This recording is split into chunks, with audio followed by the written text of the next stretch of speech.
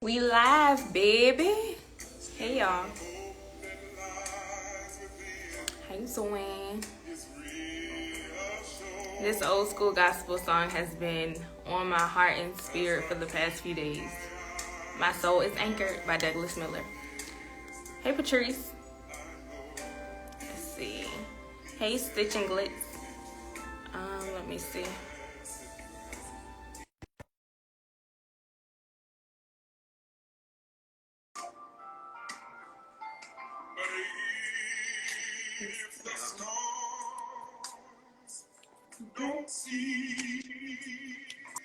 There we go. Hey, Owen Simon.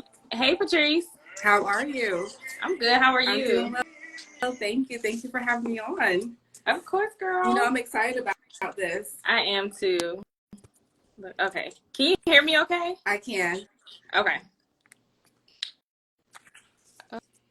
Oh. Hi, everyone. Okay, you bringing out a lot of people. The family always shows up. I know that's right. Hey, fam. So it's 9 o'clock on the dot. We can go ahead and get started. So hi, everyone. Thank you so much for joining. I am Danielle Beal, the founder of Thrive Coaching Co. So I provide life coaching to HBCU students, young adults, and HBCU grads, and I teach them how to thrive through life changes and transitions. And our special guest is, you can go ahead and introduce yourself.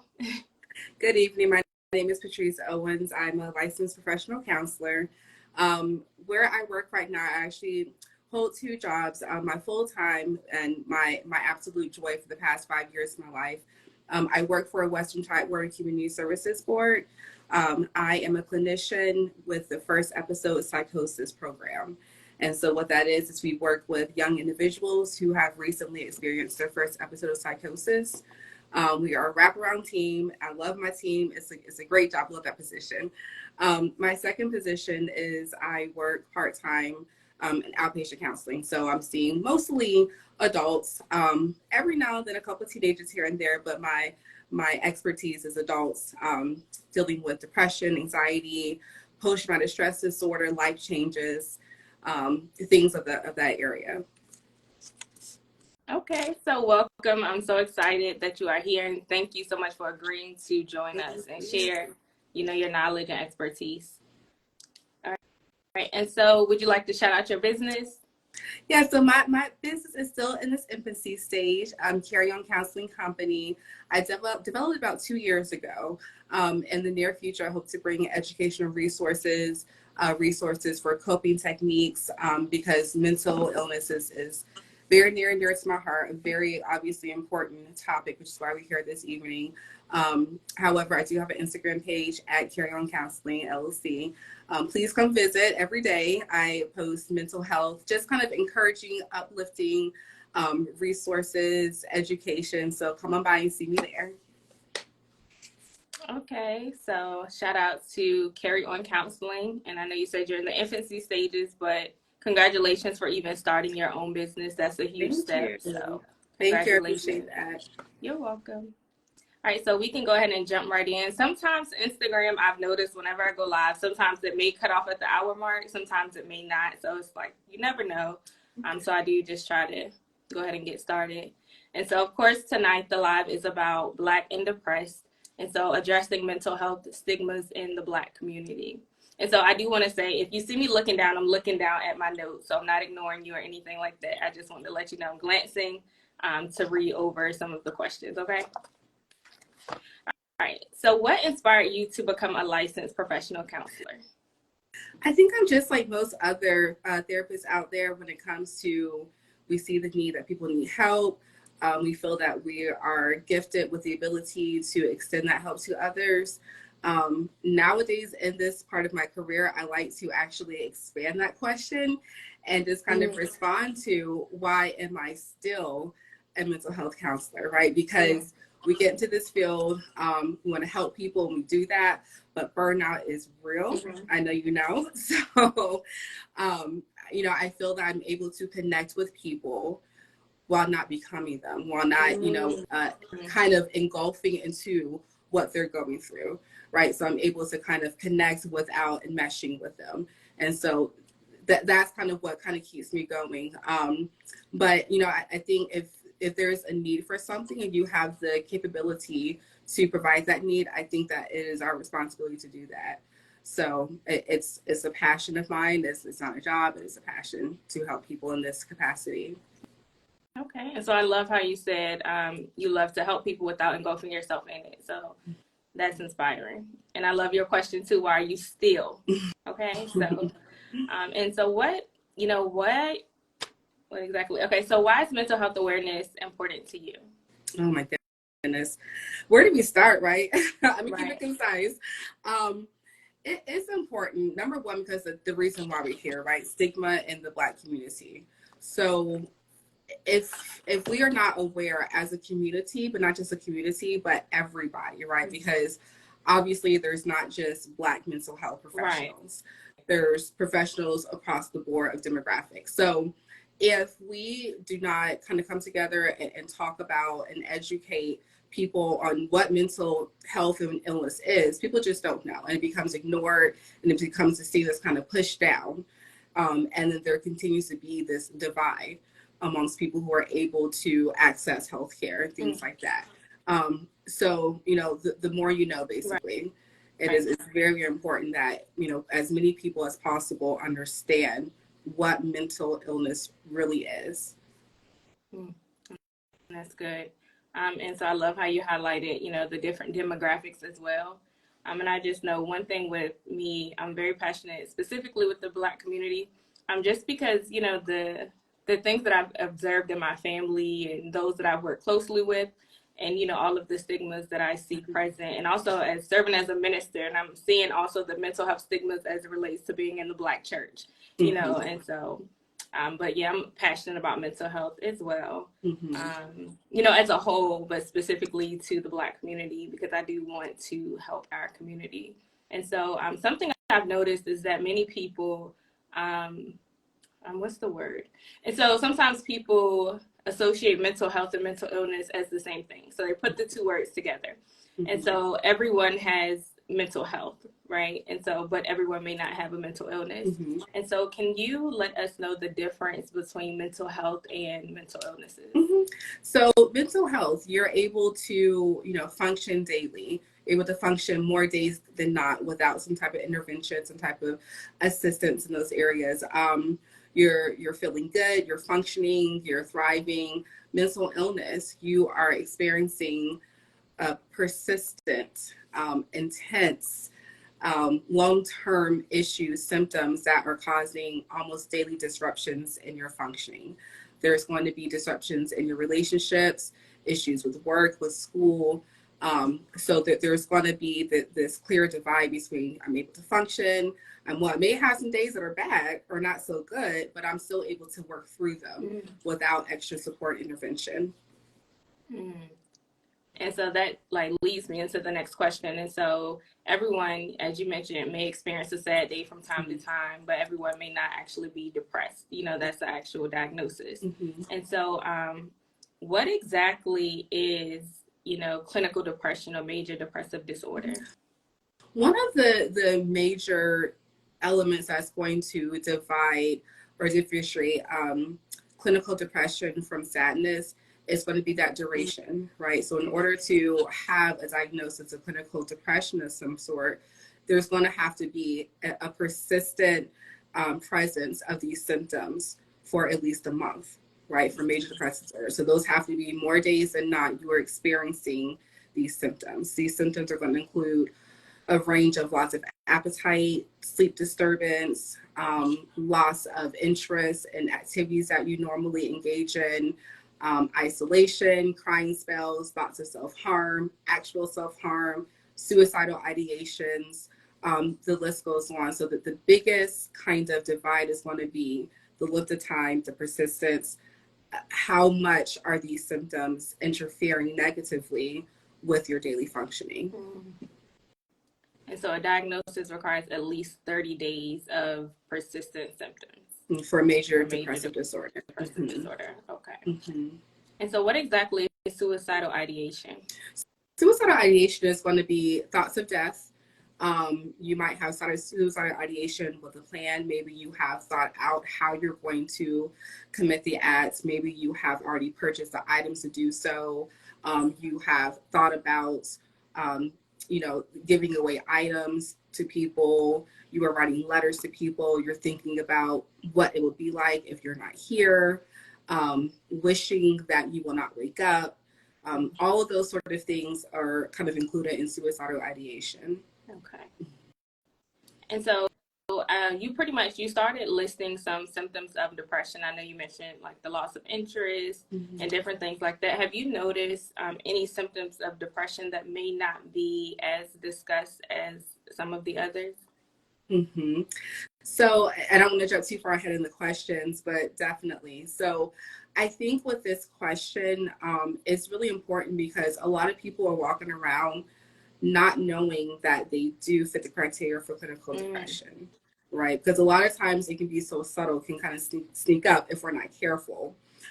So when we talk about these symptoms happening, especially like the loss of interest, it's not like an overnight thing. Sometimes it might be, okay, I'm hanging out with my girls every weekend, and then I have like an excuse, I skip a week, and before I know it, I haven't seen my girls in 3 months. So I think a lot of it is kind of like that slow progression of those symptoms happening. I think what you're referring to is those silent symptoms. Right. So those are going to be kind of those internal processes. Maybe our thought process has changed. The content, the nature of our self-talk has changed. We're not feeling as great about ourselves anymore. We're not telling these things to other people, but these are things that we're experiencing internally. So a lot of those kind of silent symptoms, people, they still see the same, us on the outside, but they're not realizing what's happening internally. And what are some ways that you think people may hide, depression? What behaviors or activities, are people engaged in to hide it? We know one big one, humor, for sure. We see all the time in media, TVs, movies. We know many actors and actresses who have committed suicide. It comes out later on that they were clinically depressed or had clinical depression. A lot of times in the aftermath, after someone has committed suicide, it's like, oh, that person was always the life of the party. Mm-hmm. That person was always the one, cracking the jokes and making people laugh. So humor is definitely one of the biggest kind of ways that people will hide depression. A lot of times also, kind of making excuses for not engaging socially, right? So kind of like my example a minute ago of, not hanging out, not socializing with your friends as much. So we're going to start making excuses for those things. We're not going to come out and say, oh, I'm depressed, I don't feel like going out. We're going to say, oh, you know what, I got to wash my hair. Or, I forgot, I got to finish this paper for this, for this class. So we're going to make excuses for basically not behaving the way that people are used to us behaving. Another way that we might hide it is, kind of doing the opposite of what we're feeling, right? So on the inside, we might be feeling kind of empty, but my hair's gonna be done up every day. I'm gonna have a makeup on. I'm gonna be like, who was this girl? Like, she never looks like, right. So I might do the opposite. I might, I don't know. I might, be calling people more often. So a lot of times when you look at kind of the textbook depression, what we see on the outside might actually be the opposite because we're trying to overcompensate. We're trying to convince ourselves and we're trying to convince other people that we're okay. Nothing's wrong. I'm good. Don't worry. Look at me. Look how I look. I got new clothes every day. I'm good. So I think those are the three biggest ways that we do see that people will hide, especially the latter two with females, right? The making excuses and not going out and kind of the overcompensation. And a lot of times the first one with the males, I'm the funny guy. Everybody loves me. I'm good. If I wasn't good, I wouldn't be laughing. I wouldn't be cracking jokes. Right. So I think those are the three big ways that people do hide those depressive symptoms. And have you noticed in your practice a difference as it relates to Black people, African Americans, as far as those symptoms, as far as the hiding? Anything specific to Black people that you think that you have not noticed with other cultures or ethnicities and different things like that? I think just that. And of course, nothing is ever 100%, right? Right. We just gonna put it out there. But I think just that you don't see as much in non-people of color hiding those symptoms. Those are going to be overt. Those are going to be, I'm depressed. I'm sad. I don't want to live anymore. Like there, it's going to be very obvious. You can't miss it. Gotcha. And so with people of color in the Black community, it is going to be hidden. I think that's the biggest distinction that I have personally. You're not really going to have to guess.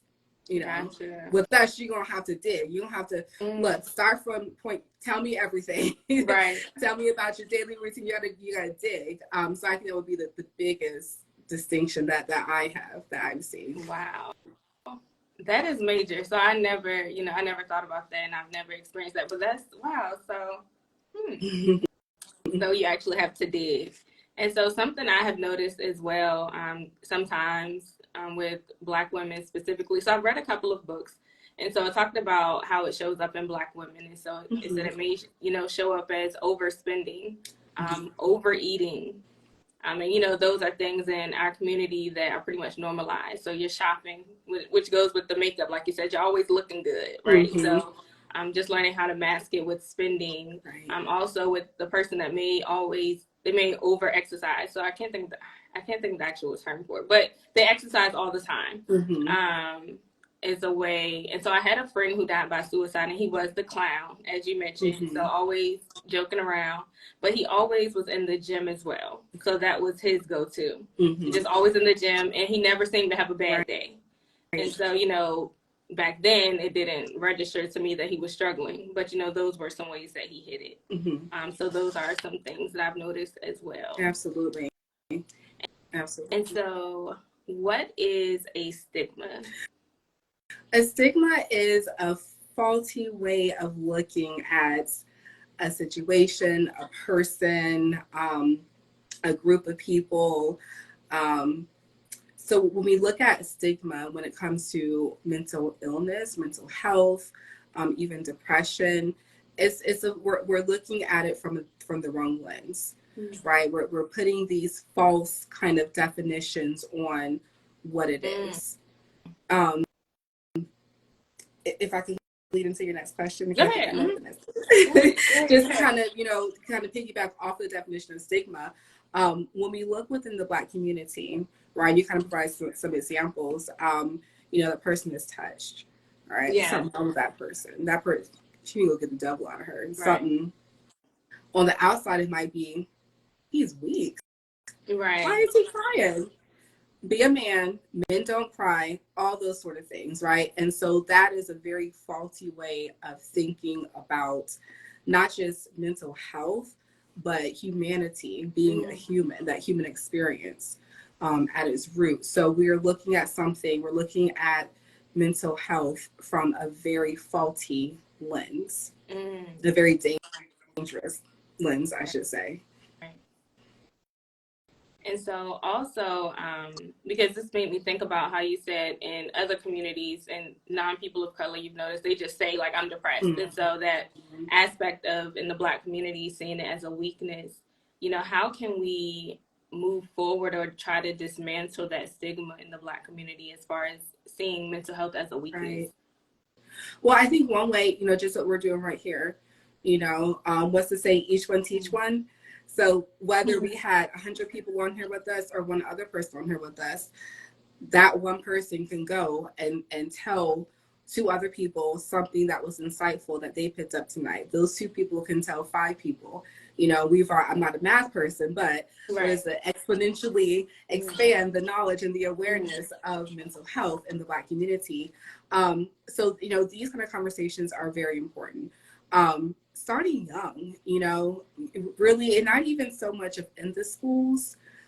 Yes, that's important, but in the home, just making those kind of conversations normal. They don't have to be, let's sit down and talk. How have you been feeling? To the kid, the kids go, I'm good. Right. Why are you making this a thing? We're on the basketball court with your son. How these are going? This happens to me without whatever, doing it pair it with something that they enjoy. It's because it should not be something that is taboo. So we don't have to try to make it seem like, oh, you're in trouble. So really starting really early, really young, so that our children grow up knowing, okay, if I have a headache, I can go to my mom. She gonna give me some ginger ale and crackers and go like tell me to go lay down, right? But if I'm feeling sad, I need to feel that same comfort and saying, hey, Ma, I feel sad, or hey, Ma, because sometimes we don't have the language for it. Hey, I don't feel right.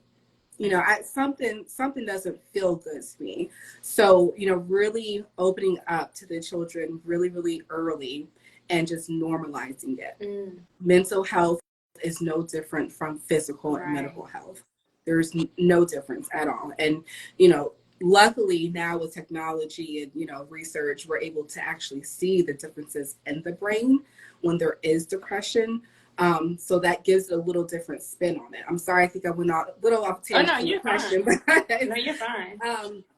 So yeah, really starting early, really normalizing the topic of mental health with our young ones.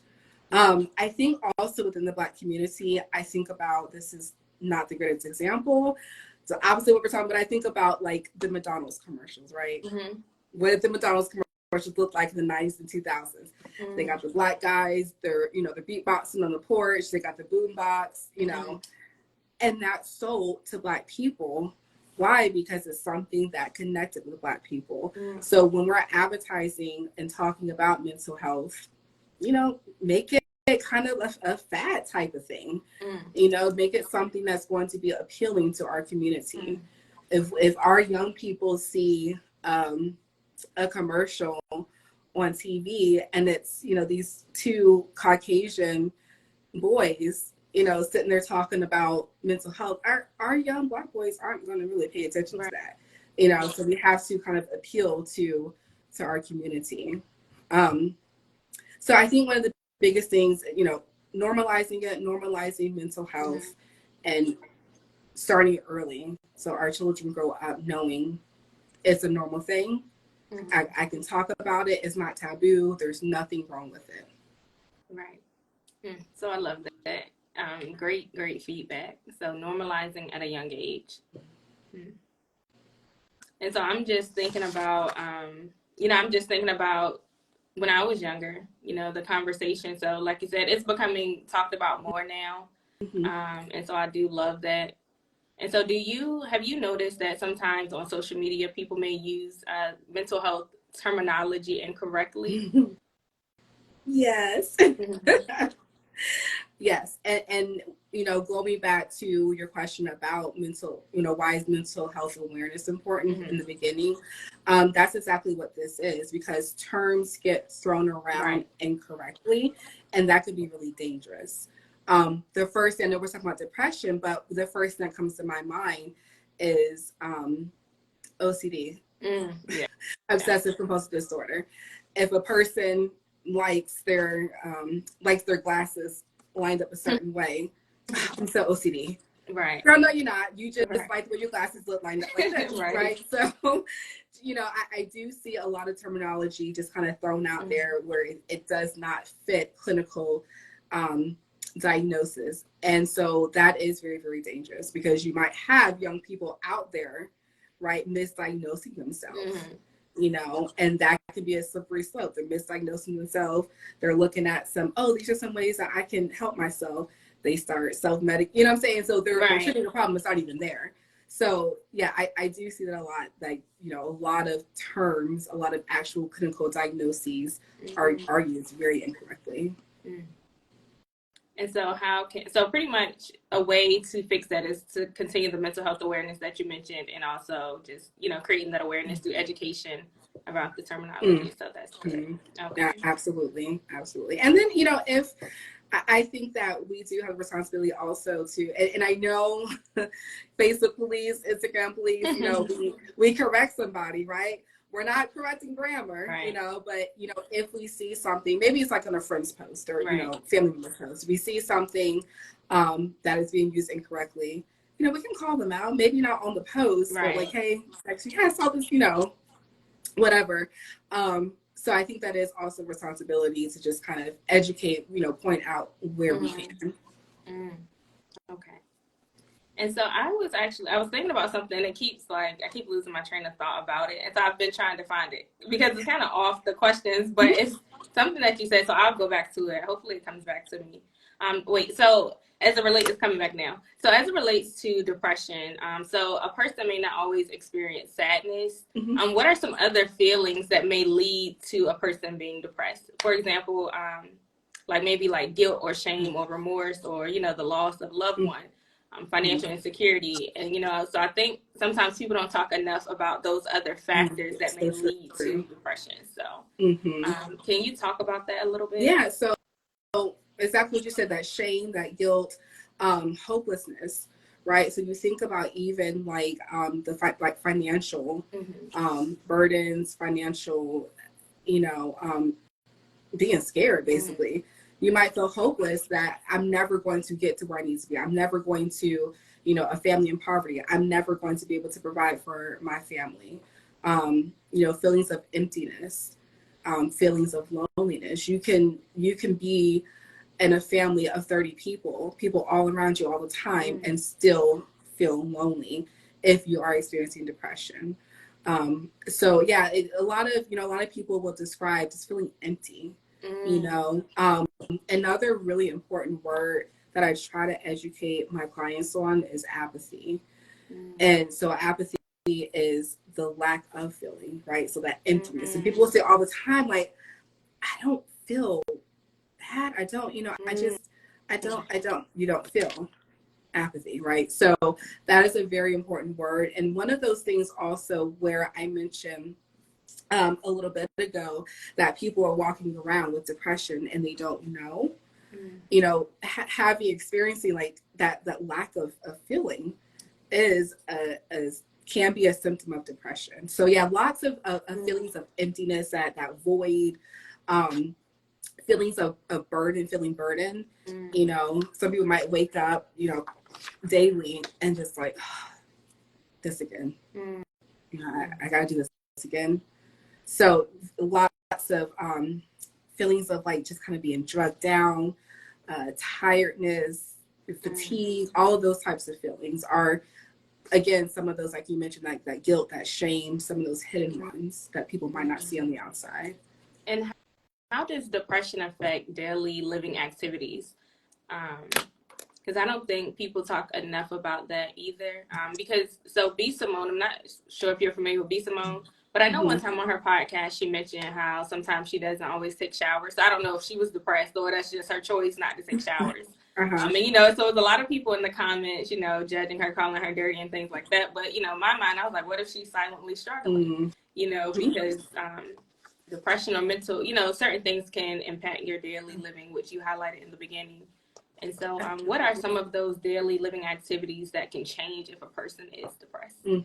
That personal hygiene is one of the first things that can go, for sure. So like you said, maybe I am skipping showers. Maybe I'm not brushing my teeth, which that in itself can lead to lots of other, physical issues, which I've seen many occasions. So yeah, that personal hygiene can go. Like the opposite of what we were saying, the overcompensation. Maybe I stop brushing my hair, I stop washing my face. I wear the same clothes 4, 5, 6, 7 days in a row. Some of the other daily things you might not eat. Maybe you stop eating, you lose your appetite. You might eat maybe one small thing a day. You might go a couple of days without eating. So that personal self-care also can kind of go. You're forgetting things. Forgetfulness is another symptom. This can be little things like we all have those instances. We come into a room, we forget what we came there for, right? But this is going to be a chronic thing, I can't find myself, and I can't find my keys, I can't find my wallet, I can't. Did I turn off the stove? No, all of these sort of things are going to be that forgetfulness. What was I going to say? So you're going to the personal hygiene, forgetfulness, and then with like work and school, Those things are going to start to struggle. You're not going to be able to kind of keep up with due dates. You're not going to be able to focus on your work, whether you're in work or school. So a lot of things in that daily routine are going to kind of go by the wayside. And it's not, some of it might be you're kind of feeling like you don't care because of that loss of hope, but some of it, you're just not going to have the energy to do it. You're not going to have the physical, because depression is very physically draining. So you're not going to, any energy you use is going to be for, okay, I got out of bed, I went to work, and I'm home, I'm exhausted. I cannot do anything else. I'm just going to go to sleep, right? So a lot of those daily things are going to kind of start to dwindle. Wow. And so I had no idea about the forgetfulness piece. So wow. It's like you said, when it becomes a chronic thing, like, did I turn the stove off? And so I know I see so many posts with people saying things like that, and it's like, we laugh at it, but it's like you said, is it a chronic thing? So it goes back to what you also said, so many people operating with depression, but they don't know. Absolutely. Wow. And so back to the stigma conversation, I know we talked about, the person being a little touched and different things like that, or viewing it as a weakness in the Black community. Right. And so, as I mentioned, in the Black church, I've noticed that sometimes it's an issue of faith, right? Where it's like, pray it away, Right. You just need Jesus, that type of thing. And so what would you say about that stigma? How would you elaborate on that? Jesus made the doctors, Jesus made the therapists. Yes, it's great to stay strong in your faith. However, if you go and seek therapy, there are many faith-based therapists out there. You're going to get, what you need on the religious spiritual end, but you're also going to get what you need on the therapy end. And I know a lot of times when it comes to our elders, our parents, our grandparents, aunties, uncles, it's, especially in our community, it's something you don't correct them. There's some things you don't say, and sometimes you don't have to say anything. You just go do what you got to do. I hear you, Grandma. I hear you. I understand that you respect that you feel that way, and then you go off and you call a therapist. So really kind of advocating for yourself. We don't have to be disrespectful. We don't have to agree, but we do have to do what we have to do to make sure that we're okay. Right. And so Jesus, therapy, God, whoever your higher power, it is okay to see a therapist. So that, I know I had t-shirts with Jesus and therapy because it is so important. And like you said, you don't have to say it in a bad way.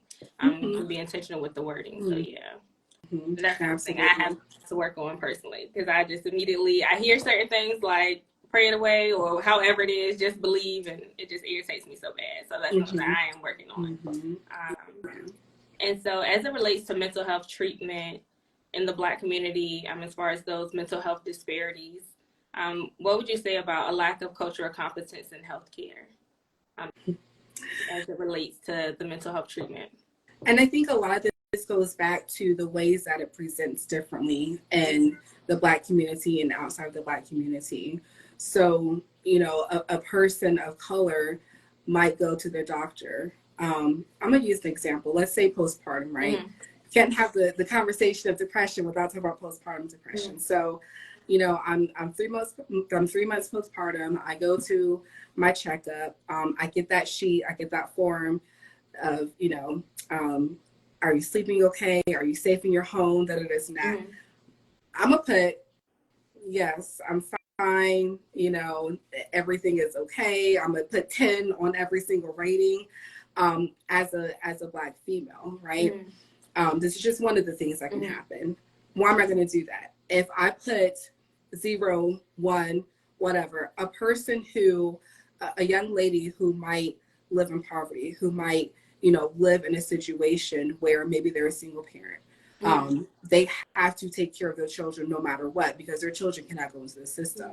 If I put 1s and 2s on those ratings, if the doctor follows up on it and they call me back and they say, hey, we want to set you up with somebody, and this is an examples from real life.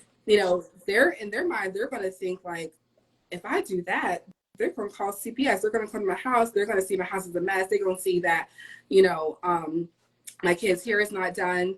They're going to see that, maybe the kitchen is dirty because I'm depressed, and they're going to take my kids away. So that's going to be that immediate fear. That's one of the disparities that we see in our community. So there might be some dishonesty because we don't trust the system, because we've been made not to be able to trust the system, right?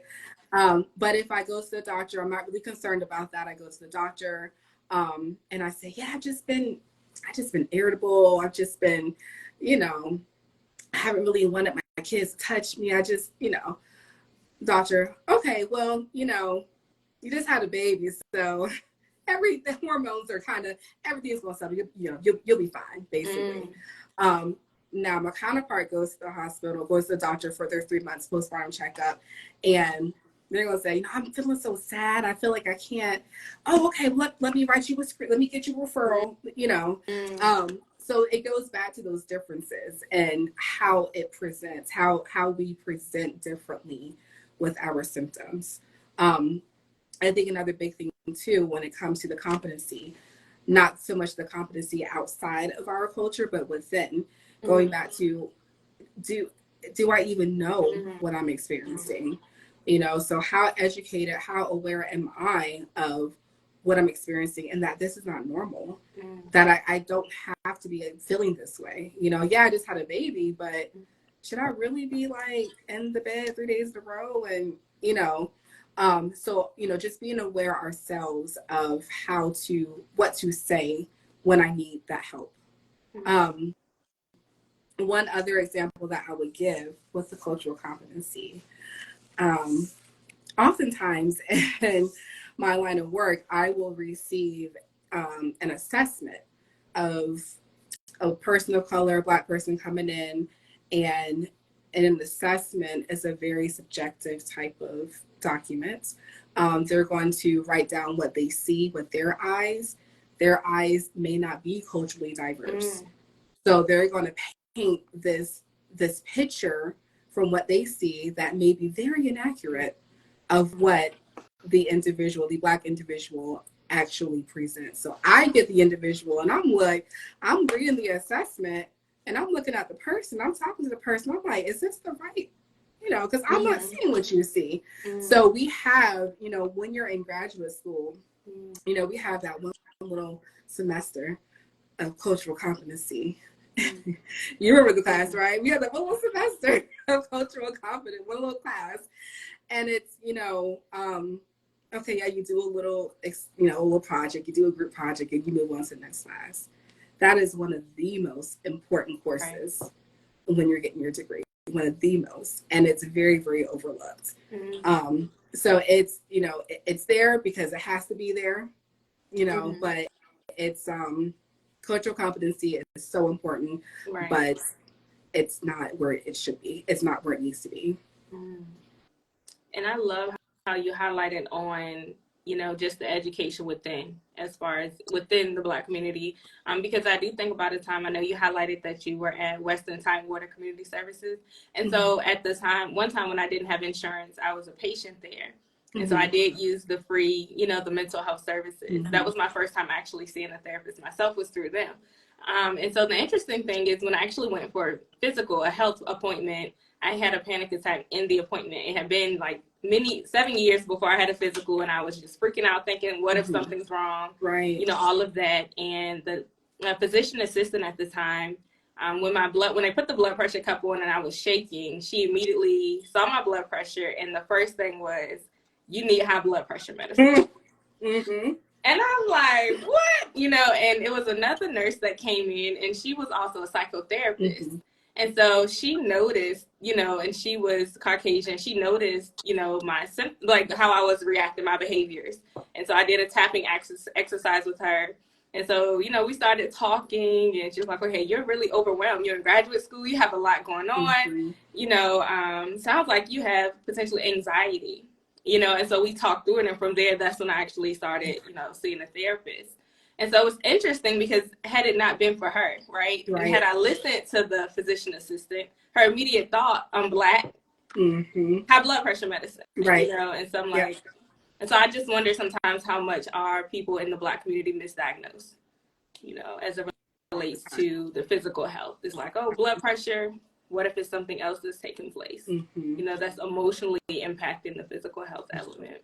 And I love that the psychotherapist went through some history with you, right? Because that's important too. Like they'll see the surface, that medical part, right? But what else is going on though? Right. Like there are so many things beneath the surface. You have to get the whole entire story, because that is where those misdiagnoses come into play without the whole story.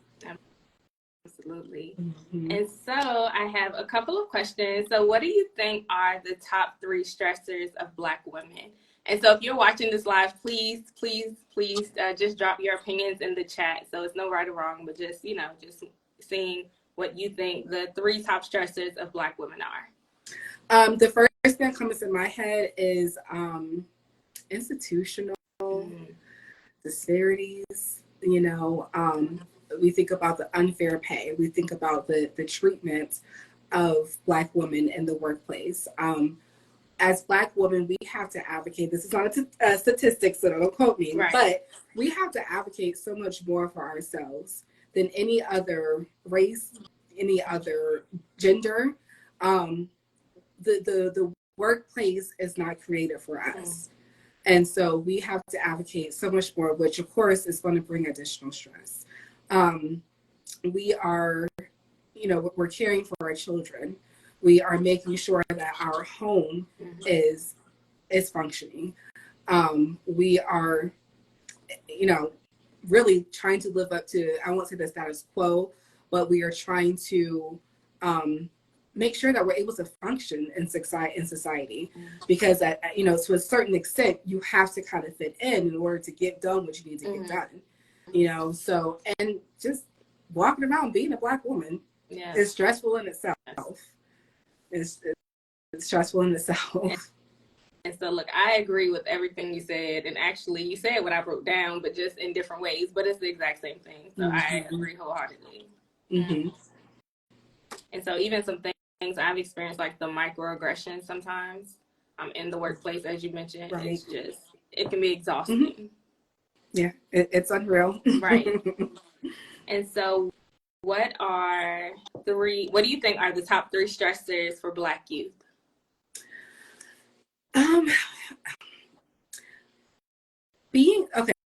So there's 2 different sides to that. For one, I would say you have kind of, I hate to put it into 2 categories. Of course, there's in between. You have Black youth who don't act Black. So there is the stressor of them being themselves and trying to fit in, right? That is a lot, that causes a lot of depression, a lot of suicidal thoughts, self-harm within our young Black community. And then on the other hand, those who act Black, they have that stigma from other people. They're, oh, you're a thug, you're lazy, you're stupid, all those sort of things. So really, I think trying to fit in, trying to be themselves is one of the biggest stressors for our young Black community. And something else, so I agree wholeheartedly, and I think something, that is impacting the identity piece is also social media. They have that, they're in the age of information and technology, and so, they're seeing more, they're exposed to more, and they don't really have that innocence as much because everything is on the internet. And so I would just like to add that as well. And I think also sometimes feeling the need to live up to whatever their parents' standards are. Definitely, yes. And so next, what do you think are the top 3 stressors for Black men? I would say sort of the same for Black women, keeping up the household, financial burdens, financial stresses, walking around being a Black man, Exactly. racial, I could not imagine being a Black man, yes, Black women, we are also criminalized. We're also a target, but not nearly as much as Black men. So, walking outside, being a Black man is a risk in itself every day in our society. So honestly, just walking around being a Black man, I believe is a huge, huge stressor. And we find a lot more in the past few years, Black men actually seeking therapy for that.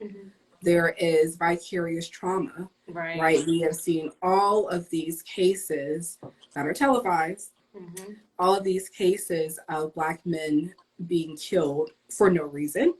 And so, in the mind of a Black man, it's like, I could be next. Like, what is stopping somebody from doing it to me if it happens to somebody else? So we're seeing a lot of Black men coming into therapy just for that, being able to cope with that vicarious trauma, being able to cope with anxiety, depression.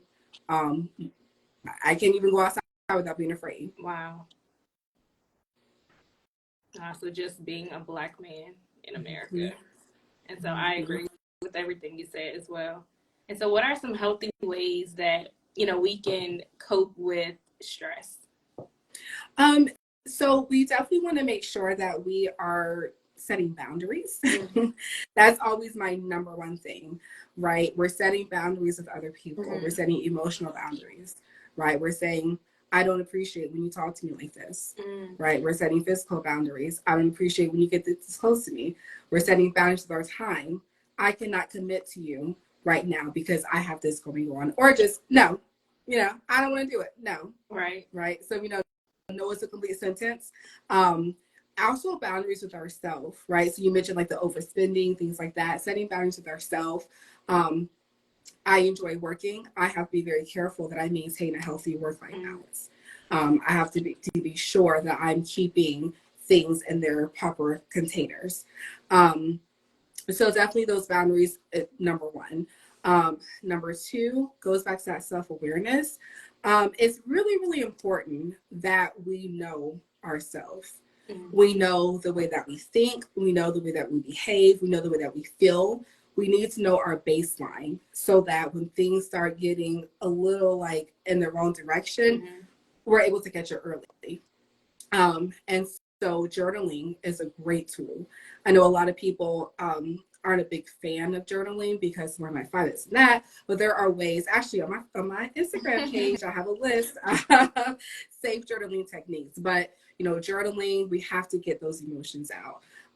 Listening to music, yoga, or kickboxing. Yoga, meditation is not helpful for everybody. Right. Some people need to go exert energy. So kickboxing, running, like sprinting, swimming, aromatherapy, using those your scent, lavender, some citrus oil, things to kind of wake you up, and maintaining a good social circle. So I'm not saying go out every single weekend or whatnot, but have a good support system. Have people that you can call, have people that you can laugh with, have people that you can have serious conversations with. Keep in touch with people. We are, human beings who need socialization. So I think those are kind of the core things. Biggest boundaries, keep those boundaries with other people and yourself, and know thyself. Know when things are going in a direction that they should not be going. And so what are some coping skills that you could share with someone who may be going through depression, but they have not yet received the diagnosis? Maybe they don't have health insurance. Maybe they don't know what's available. Maybe they're just afraid to take that first step, but these feelings have been persistent for a while. And so what are some coping skills that you would recommend? Breathing is so important. When we don't breathe, we send signals to our brain that something is wrong, and we start to panic, right? So we have to make sure that we are breathing correctly, right? The way that our society is built, our schedules, we do short rests, right. we gas. We do not, if you actually sit down and breathe for real, you're like, oh, that feels good. I haven't breathed real all day. So breathing, doing breathing exercises, you can Google all types of breathing exercises, box breathing, bubble breathing, all that kind of stuff. It works. Drink water. Drink water. We are what is the 85% water? Like, we have to replenish what we're putting out. We may not be like dripping sweat every day, but we are, we use the bathroom, we do sweat throughout the day. We have to drink water. Diet is very important. Diet. We cannot feed ourselves junk all day, every day, and expect to feel okay, expect to be okay. Sunlight, very, very important. I know right now in Virginia, it's not that sunny. But when we can, that vitamin D is so important because in the Black community, we tend to have low vitamin D levels anyway. So if we're not getting that sunlight, low vitamin D can make us feel depressed. So those are those basic kind of like, lifestyle types of things that we want to make sure that we do. Once again, journaling is a very good technique. Coloring, that's become really popular. Getting like the adult coloring books, doing mandalas, doing things with your hands, whether you need like a fidget ball, clay making even, kind of just thinking outside the box. Also, just making sure that we do kind of keep up with our hygiene. We mentioned that was one of the things that goes by the wayside.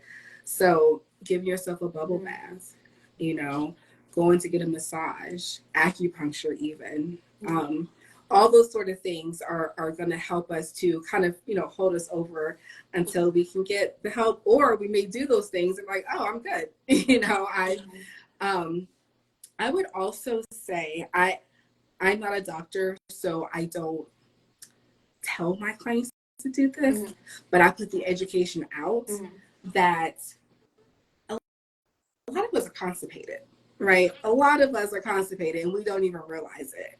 So in our stool is bacteria, all the kinds of things, right? And those things can cause our brain to become foggy. They can kind of cover up the feel-good hormones so that we're not functioning properly. And so I actually went to a symposium some years ago, and the man was he was a pediatrician and a psychotherapist. And so he worked in like this children's crisis unit. And so every child that came in, he would first give them Miralax to get all of it out. And he was saying how big of a difference he would see just after they got flushed out with behavior changes, with depression, anxiety, all those things. So it is very, very important that we make sure that we have a good flow, that we're going to the bathroom every day, that our poop looks the way it should look, right? So all those things they all go into mental health. We have to make sure that we are clean. Our bodies cannot function if they're holding on to a whole bunch of old stuff that doesn't need to be in there. So that's part of that lifestyle. Drinking water all the time will help too. Right. Just keeping things loose. Wow. So that was very educational for me. So I never knew that piece. So yeah, wow. That is so interesting. Hey y'all. And so something else that just came to me in this moment. So for a person who may be in a relationship with someone who is struggling with depression, what advice would you give to the partner? That's a really good question. Being patient with them is the biggest. Being patient, letting them know I'm here. I'm not forcing you to talk about things. I'm not forcing you to go to therapy. I'm not forcing you to take medication, but I want you to know that I'm here. How can I help you? When a person is experiencing depression and they're not wanting to go to therapy, if we're pushing them to go, that's going to make them not want to go even more. So just letting them know I'm here for you. I'm here to support you. What can I do? And then also it's very helpful too for loved ones of someone who's experiencing depression to seek therapy themselves. Their therapist can help them with learning how to engage with that person, how to talk to that person. It might even encourage that person to go to therapy maybe with them and kind of see, okay, maybe it's not so bad. But really just being patient, letting them know, I am here for you. How can I help you? So that's good. And so, like you said, that extends to even loved ones. And so your tribe, whoever is in the tribe, basically. Okay. And so depression is the leading cause of death by suicide. And so September is Suicide Awareness Prevention Month. What would you say to someone who is contemplating suicide?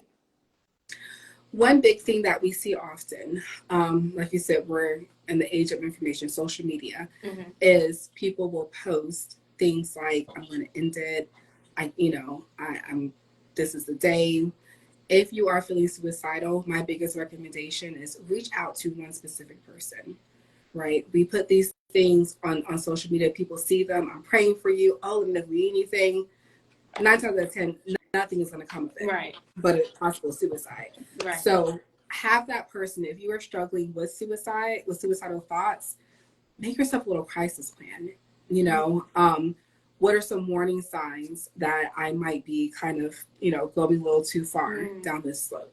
What are some coping techniques that I can use? If these coping techniques are not working, who am I going to call? What hospital am I going to go to? What crisis line am I going to call?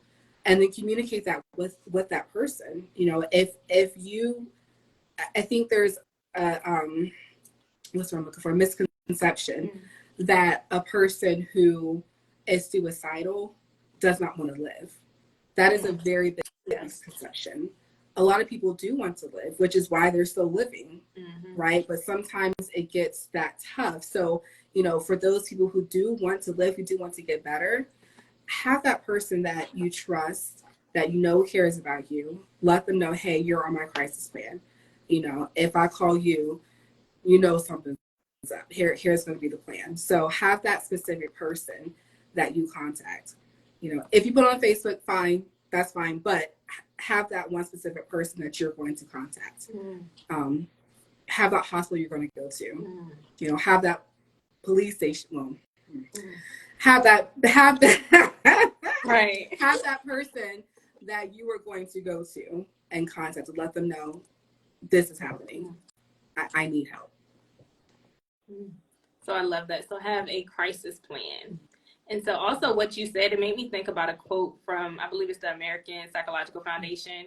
And it says, most people who die by suicide do not want to end their lives, but the pain. And so that's what you hit on as well. And so thank you so much, Patrice, for all of this information.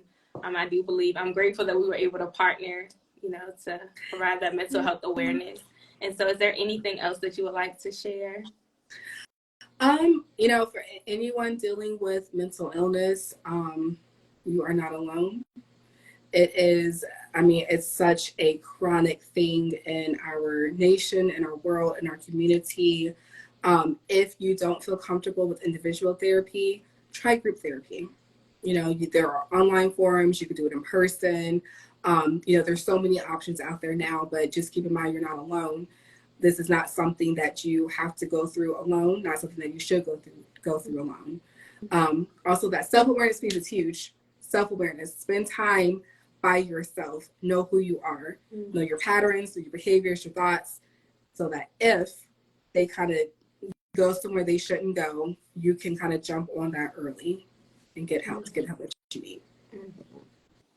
So thank you so much again. Thank you everyone for tuning in. And so I'll be sharing this video, and I'll make sure I upload it on YouTube as well and post the link. And so thank you so much again. Have a great day. You're welcome. Thank you. Bye.